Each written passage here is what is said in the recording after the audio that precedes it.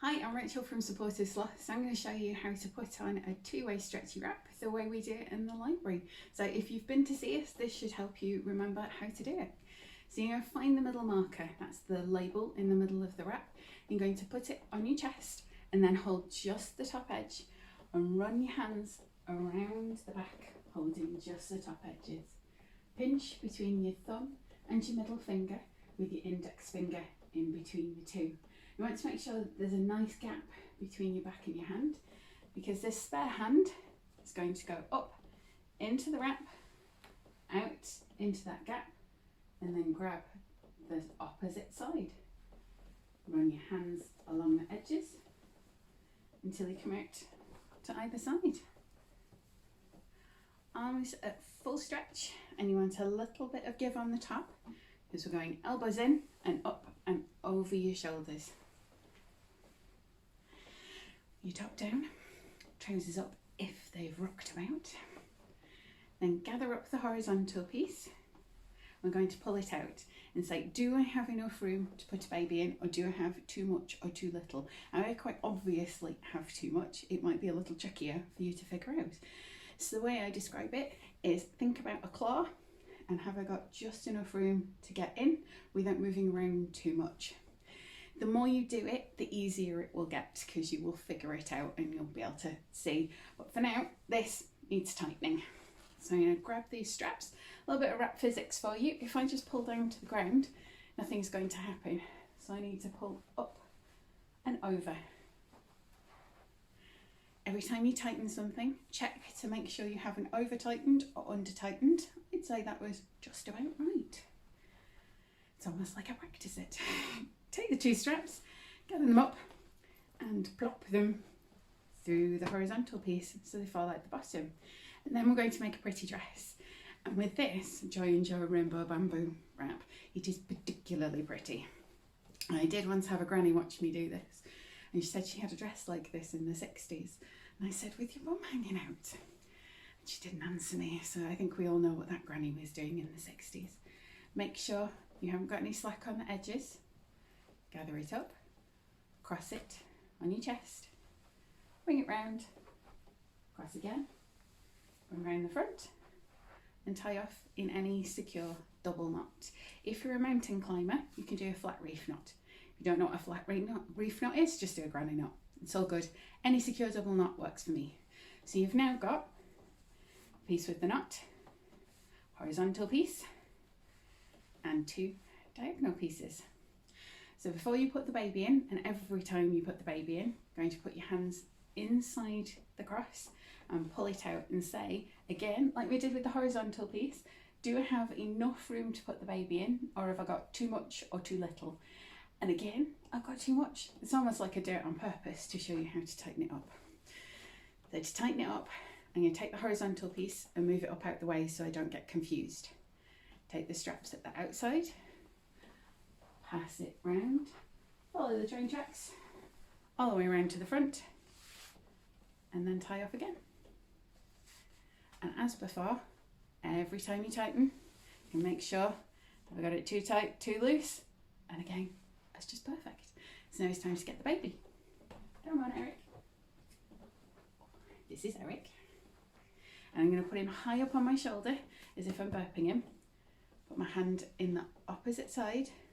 Take that little foot, and I'm using my hand like a lever, so I'm not bending my feet in weird directions. Just popping that foot in and then moving him over to the other shoulder. Same on the other side, and the higher up you have him, the easier it is to get that little foot in.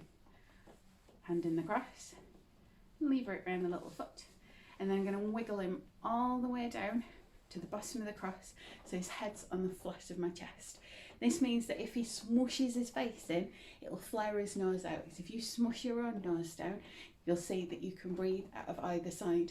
If he's down in anything that's squishy, that can be not great for his air supply, which is why we want him to be nice and high up on the flat of your chest.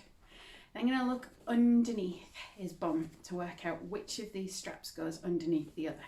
So you can see that this diagonal one goes on top of the other diagonal one. And we want the underneath one first. Now, if you get it wrong, don't panic. Just spread it out and then you can spread it back again if you discover it's the wrong one. So don't panic. With the doll, I have to make sure that arms are tucked in, because dolls are a little bit dramatic. I'm going to take the underneath one, and I'm going to spread it out from knee pit to knee pit and shoulder to shoulder. I got it wrong way around, so I confused myself. I want to make sure you've got a nice even spread. So on this side, if I spread this out here, you can see that I've got a little bit of fabric here.